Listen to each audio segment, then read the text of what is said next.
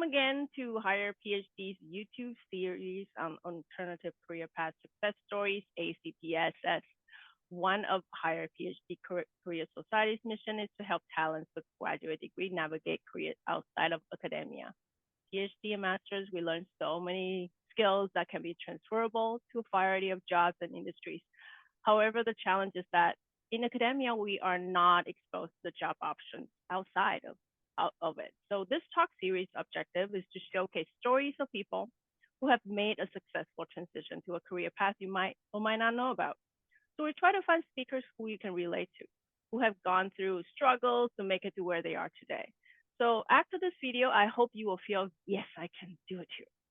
So today we have very fortunate to have Victoria with us, who has gone, her career is in research coordinator. Many of you are, I know many of you are asking about this career option. So here, Victoria, could you tell us about how it is like to be in your position? Tell us more about yourself.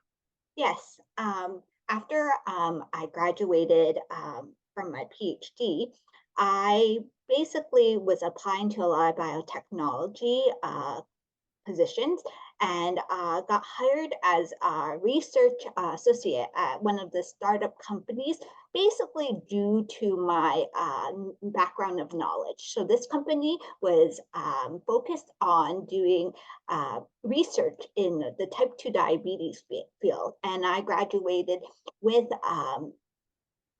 my degree in physiology with my thesis focusing on the area of metabolic diseases, including obesity and type 2 diabetes.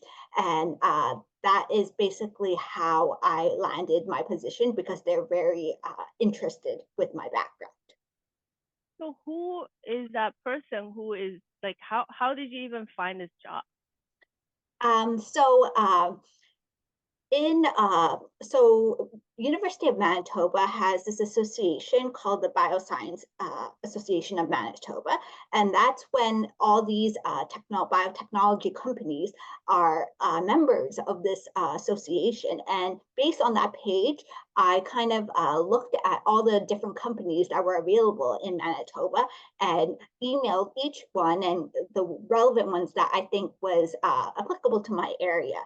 And I just emailed the CEO or the contact to each of the companies and reached out, told them my date of graduation and expected date of graduation and when I would like to start and what kind of experience I have. So like, I know many people have been probably trying to do the same thing. Like, how long does it take you? And then is there any tricks? Actually, there is basically no tricks. I think it's just to be prepared early. So when I was writing my thesis, I already started applying. It took at least like a month for people to reply to you or even notice you. So like, I think people have to realize that these CEOs or like hiring people, they basically they take their time and they weren't in a rush. And a lot of the companies are not even looking to hire right away. So the company I applied to didn't have any vacant spots at the time, but I got my name out there so that when they did have a vacant spot, they could consider me right off the bat. Well, that's actually something I really want to touch on. Like, can you tell us a little bit more? It's almost like the create your own position kind of thing. Like, so you didn't actually apply to a job position when you were looking? Like, no. Can you tell us a little bit more? So basically, I didn't really apply to a specific positions because there was any posting available. So a lot of these biotechnology companies, especially in Manitoba, they don't really list out their postings, and they always basically see their candidates based on internal communication between people they know or like professionals that they know in order to reach the right people that they need for their position. So basically, I had to basically be very proactive in order researching all these different companies, kind of, and trying to basically associate with my knowledge with what I could basically contribute to each of these companies and what kind of position I am kind of looking for and what kind of position could they offer me. So that's Mm. basically how that went through. Can I dig a little bit more here? Like, wow, this is like, hey, we kind of know this concept, but can you share like what specifically what did you say in the email? Like, Oh, in how did you specifics, convince them to even like talk to you? well, specifics, I just basically I sent out a resume. I told them my graduation date, and I basically just told them my knowledge. And to be honest, it was mostly on the resume because the CEO was like, "I read your resume, and I kind of looked at all your publications. I looked at your experiences, and I looked at what kind of accomplishments you've made, and I was very impressed with." Being just graduating, having so much accomplishments, or being able to, your field of study seems to be very, very similar to what we are and can actually contribute to another area. And one of the kind of things that made me stand out then compared to other candidates was that I had a specific expertise and knowledge in non-alcoholic fatty liver disease, which is a disease that's very, like a liver disease that is very, very prevalent, but there's still so much unknowns about it. And there's not a lot of people that actually are focused on that type of research, and being able to have that knowledge and relate it to type 2 diabetes as one of the comorbidities, that's where they actually valued me as a candidate for being part of their company. Oh wow. So that's some tips there. Yeah, It sometimes it's like you keep going, make yourself go out there, and then some people will see that, hey, this is exactly a person we need. Like, because exactly. you really, a lot of the times the company not gonna post on those things on their website, right? No, Yeah. no. You kind of have to sell yourself and kind of like expand and not try to make yourself too restricted to any area. You should basically sell yourself to more of a broad area. So I basically didn't just say fatty liver disease, but I also had familiarity with all the metabolic diseases and all different kinds of areas and how it related to nutraceuticals as well. And that's another aspect in the area that they actually really admired, because I was doing a lot of nutraceutical research to see how these nutraceuticals will have a benefit in these metabolic diseases. And that's something they really looked for actually as basically a startup pharmaceutical company. They wanted to basically know the options of therapeutic options. So that also was very attractive to them. I think I need to pull this tips out, because this is actually the first time that I kind of capture this is, and I really resonate with this. It's think about like a broader application of what our focus of thesis are talking about, right? So Mm-hmm. my first job was at a gaming company looking at the gaming data. Yeah. and and when I was trying to, I did the same thing actually, Victoria. Like I emailed out a bunch of people trying to like make them think they need me, Yeah. even though they didn't post a job. Yeah, so when I look at the data, how is gaming related to my neuroscience stuff? It's like my neuroscience is focused on alcohol, learning and remembering alcohol in a very specific, how specific it can be.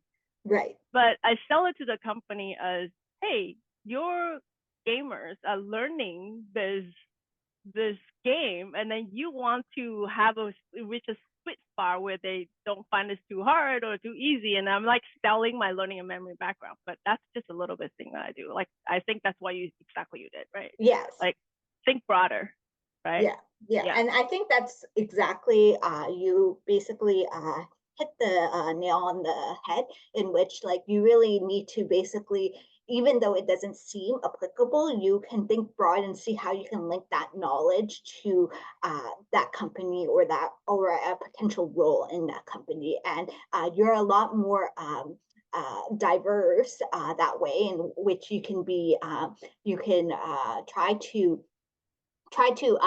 link yourself to more companies and be a little bit more diversified in your options.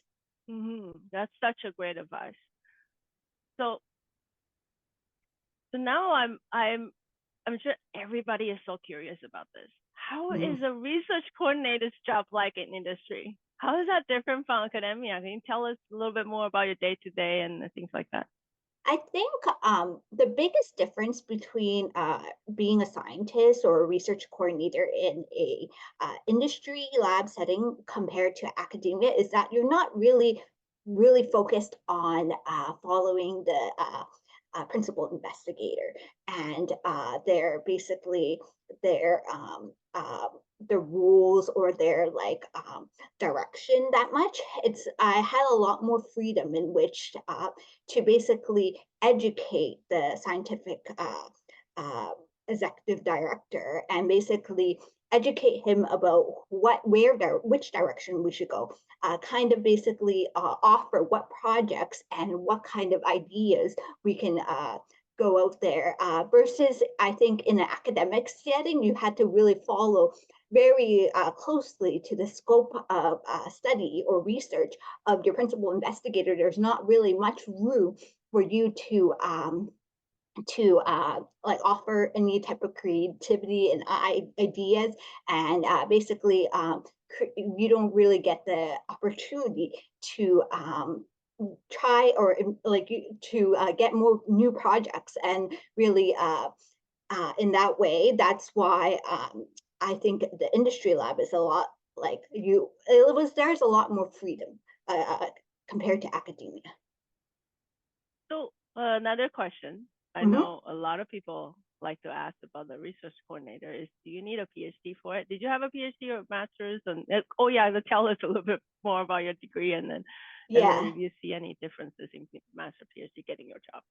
To be honest, so I did have a PhD after I graduated, and that really attracted me to that's what made me able to be hired as a research associate in the company, because they actually wanted researchers that a little bit had more experience and more independent. They didn't want to do any training or anything. They want the researcher to be independent. So having a PhD was very, very beneficial because I had a lot of skills that maybe master science or undergraduate students do not have, and I had a lot of experience also working with principal investigators, working on different projects, and being a little bit more adaptable. So that's one main thing, and so that's basically one main thing. I forgot the second question. Oh, the second question is, there's I heard this all the time. The Yeah, rumor says that if you want this kind of job in industry, like research coordinator or something yeah. like similar, master is good enough. PhD might get you actually too much. Is that Yes. true, or what do you see in the industry? I don't think that would be true at all. I think the degree would be more not relevant. I think it's how you basically um, carry out your role in the company. And the reason actually I got hired as the research coordinator because of my leadership skills. I was able, as a research associate, I was able to organize meetings and kind of communicate with the team in a way and bridge the gap basically from the operations manager that really doesn't have any very little science knowledge, who is responsible to reporting all the scientific activities to the executive team. And so I was able to kind of initiate a lot of the conversations and act as a liaison between a lot of the senior scientists and the operations manager and the executive team, and that made them really appreciate my role, and that's the primary reason why I got this promotion. Oh, so another thing I'm super curious about Yeah. is it might get more out of what is it really like, is what is your first day of the job feels like to you? Like what happened that day? Like any shock Okay. or something? Yeah. Yeah, it was shocking because I just graduated. So my first day of like job was just like getting my computer set up, getting all my accounts set up, getting like everything like synced with the system, and just kind of getting to know what kind of research and what kind of projects are going on, and kind of just like learning everything. And I feel like I had to be just very like, I even would say the first week or first month, it was just all about me finding things to learn. Nobody gave me any instructions of what to do. I basically had to be very proactive and kind of like insert myself wherever I think I was needed, ask a lot of questions, and offer a lot of help. So I think that's what like my colleagues and my manager in particular really appreciated about having me, because I was obviously still on probation for a few months at least. So they were very impressed in the way that I was able to basically not be a little bit more proactive and not just wait for the instructions. So Actually you brought up a great point about yeah, onboarding. The differences of onboarding in like gigantic enterprises like some pharma company and some company I've been in. And then I also been in startup, like smaller company, like maybe yeah. 15 people. How big is your company size? And then yeah, that might. Just a quick question, like how big is your Yes. company? Is it So startup or? this, yeah, it's a startup science company. Was basically when I started, the science company only had like three other employees, one including the manager and two other scientists. One scientist was part-time, and then there was the executive scientific officer, which is where everybody reports to for the science side. And then there was also the business team, the executive team, in which it consisted of two or three people. So it was a very, very, I would say, a company of less than 10 people. Hmm. Yeah, that's giving the audience like some insight into a difference between startup and the big enterprise. Big enterprise usually have the money to invest in their HR and onboarding. Exactly. So Yeah. like when I started in pharma, it was 3 months. Oh my God, I've never read so much. I didn't read as much paper as I did in 3 months for my 8 years PhD. Oh my goodness. Not even comprehensive. So like dun, dun, dun, dun, and then you have an exam after. If you don't pass, ooh, good luck. It's like, oh my God, am I doing PhD comprehensive again? Yeah. Yeah, and then a startup company, when I work in startup company, very similar field. I start the first day in the gaming company, like, what am I supposed to do? Nobody Yes. told Yeah. me what I'm supposed to do. Yeah, but yeah, it's the freedom of doing so much more in a startup too, right? Well, what did you learn outside of your role that you hire for in the startup?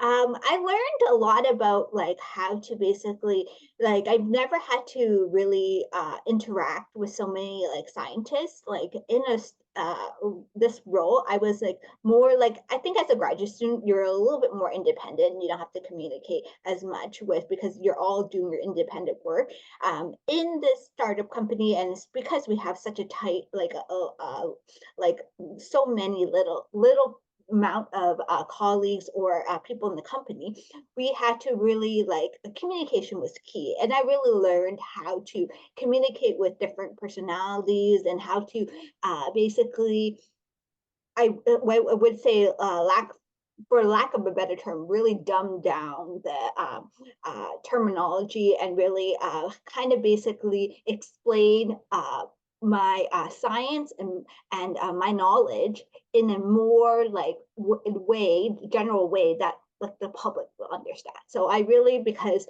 a lot of the executive team in the company really didn't understand any science, so I really had to basically really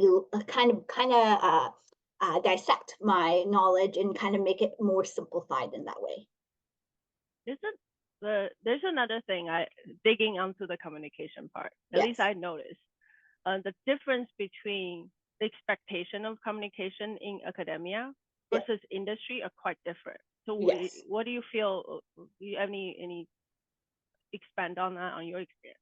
I think there wasn't like in my company in particular, there wasn't any expectation for like the communication, but that was something that I actually just kind of like realized that was required, because like it was hard to perform my job and be able to do what I do in my role without communicating with other scientists. So I had to really step up on that form, and it's just that's how it's mainly different from academia. Yeah, I see this unspoken rules Yeah, in industry versus academia that nobody talks about, but comes in that to be successful in the industry, communication is such a key. Like you keep such a communicating key. what you're doing because it's coordination. Yeah, Academia, I'm just working on my thesis. I need to talk to no one until my professor wants to talk to me. right, Is that right. yeah? That's basically it. And it's just like because the thing is we have like weekly meetings with the executive director. So and we're supposed to present all our ideas and our like accomplishments in within the week in one very cohesive manner. So communication is definitely was key for us to be able to do that. And I learned that very, very quickly when you're all like, it's very different because as graduate students, you're all focusing on independent individual projects versus you have one mission. And especially in this startup company, we had one big project, different areas, but it's all towards one project. So that's why communications in different areas is really key to move the research forward. That's a great tip. I hope that everybody take this out of this. It's a huge difference. Maybe it will be a culture shock in terms of the communication frequency and demand. That they Yes, demand, they need you to communicate all the yes, time, or where you all the time. all the time, right? Yeah. Thank you, Yes. Victoria, to confirm that. And So, that's so something they appreciate too. If you bring that to the table right away, that makes you stand out on.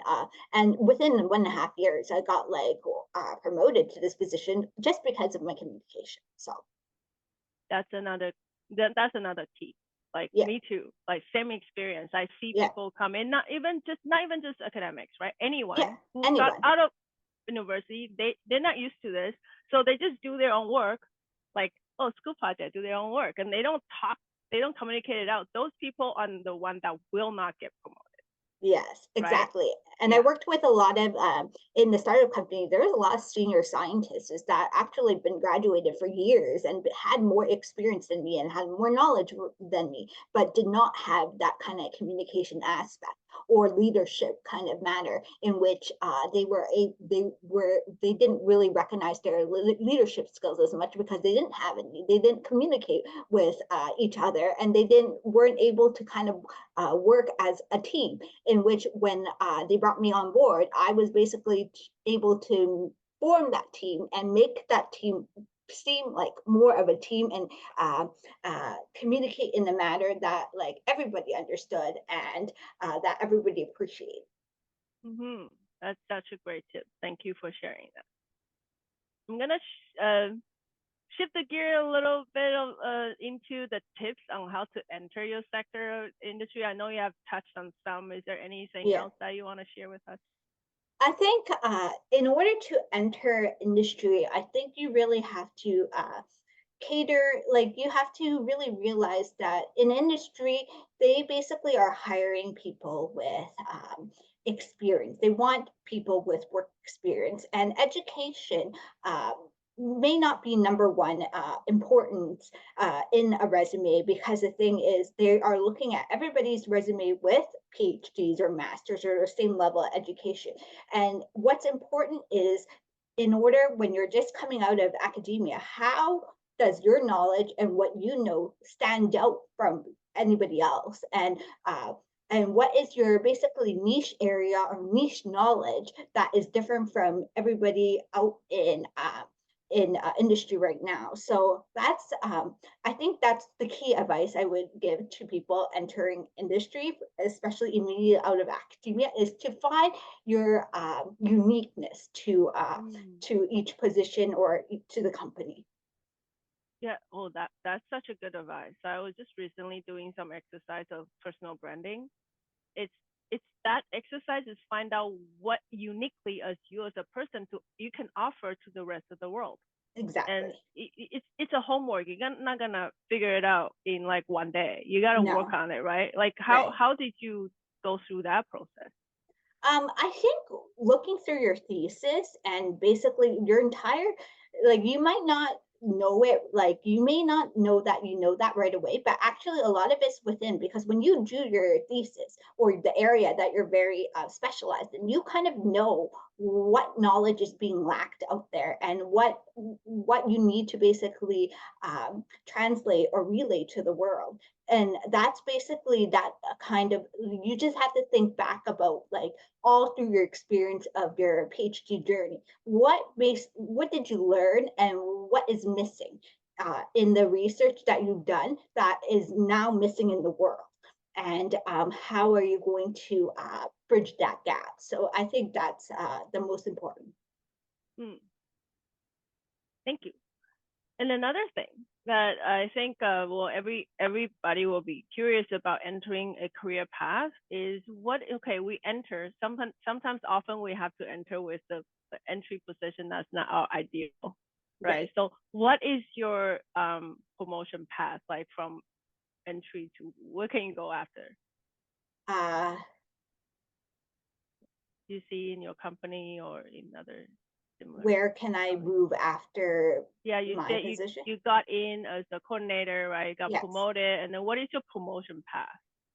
Oh, Yeah, how did it get to the promotion path? So I think I yeah. mentioned a little bit earlier in which, like, my ability to basically lead a team and basically kind of perform as a, like a kind of perform my role and kind of, I would say, outperform my role and exceed expectations of my role basically led me to my promotion. So I did a lot more things than they expected, and that was what really stood out compared to, like, any other senior scientist that was already in the team that had a lot more experience than me. But because I was able to kind of stand out in that way, that made me different. I'm pausing it here. Okay. This one not need to be cut out. I'm gonna ask the same question another way. So, Okay.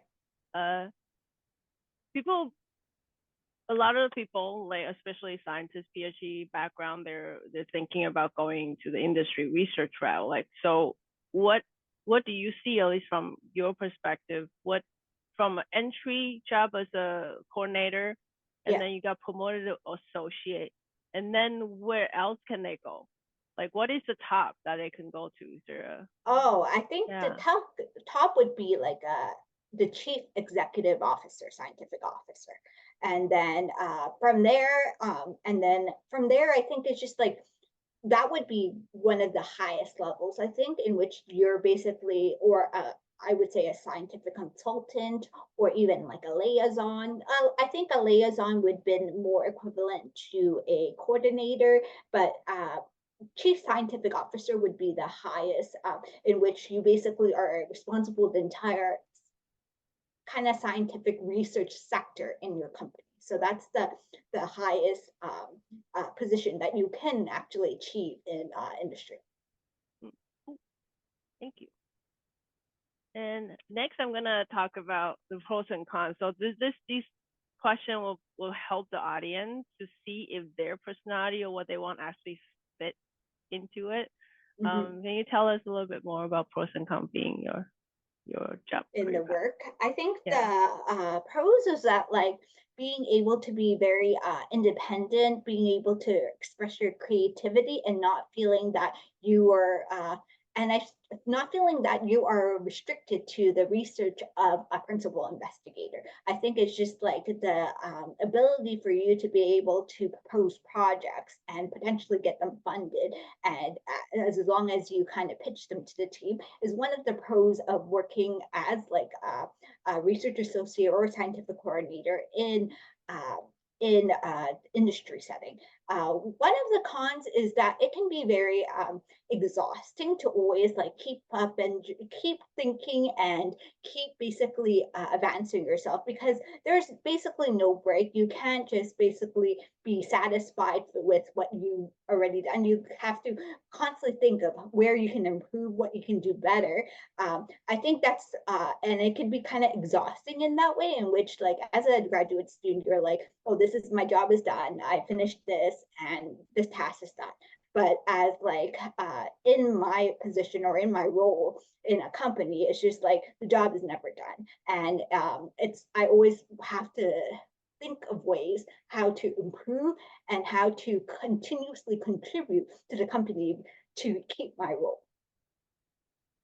That resonate with me so much. I didn't know that's the same. Like when my Yeah. pharma job as a medical science liaison, I just feel like the paper never ends. I'm like, I'm sick and tired reading paper. Can I stop? No. Yeah, There's yeah, always new things and there's always new stuff. yeah. Yeah. So like another question is like, is there any struggle that you experience in the position, and then you share with us how you deal I with it, how you I overcome it? think a lot of the struggles was like I was entering a field or an area of research that basically was already established for like decades, because the executive director that I worked for was a basically a retired professor, and he was just opening like basically starting this company to continue their research. So a lot of things were very much established already. And I think what I had to really kind of learn and get myself kind of up into that position. And so I would say the first few weeks in which trying to like learn a lot of things and basically not feel intimidated by a lot of things that I didn't know was a huge struggle for me starting industry position. Ooh, that's something for people to think about. Yeah. And now next question, what kind of skills are needed and what kind of personality fits a lot of the audience will be thinking, am I fitting to this job? For example, you could think like if your personality or you're thinking like this, don't take this route. Or if you're like this, then yeah, this is for you. Any advice on I think if you want to be very creative and you want a lot of freedom, then pick this route. But if you want to basically be more like kind of be more following instructions, or be like a little bit more focused on a certain area, or and just kind of expand your expertise in that way, then I would suggest continuing academia. So, and also like, there's a lot of things that being in industry you don't have to worry about, which is like getting grants. And if you like grant writing, if you like talking to people, communicating with other researchers, to networking and stuff like that, I think also you might want to go into academia a little bit more in order to kind of just kind of expand or like promote your own research. But in industry, I think that's a little bit different. that? So now, like, thank you for telling us all like so much about your personal experience. So is there any like final recommendation to the audience that you want to let us know?